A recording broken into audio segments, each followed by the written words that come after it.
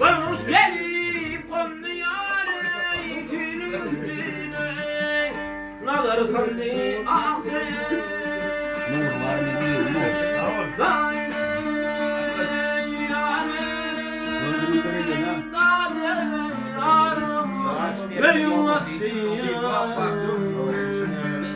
Ana çayıp gittiler elin pesliğine Yatanlar oyun değil Gel oyunmadım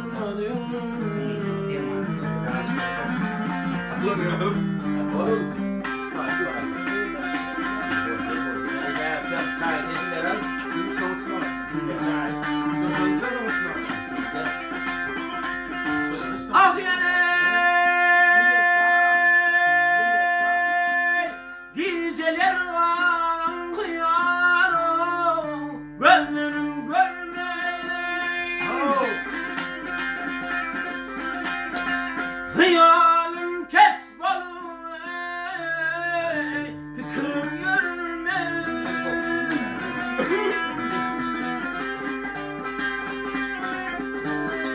Yansıdan yamanlay arım ses yerlere Kulağım kel boldi Kulağım kel boldi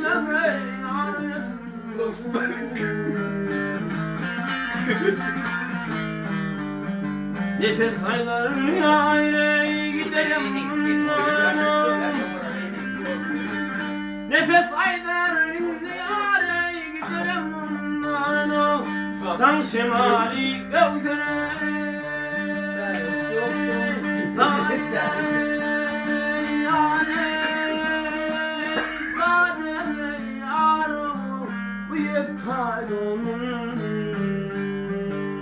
Şimdi gel öterdim o yar benim senden o Uzak bir şey etti sen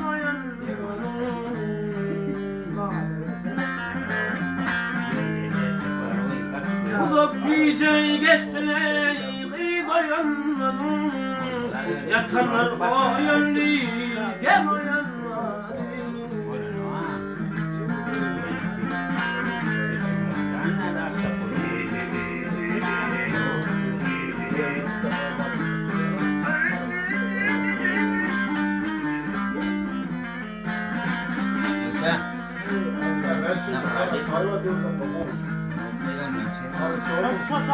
Çay. Yak çay, yak çay.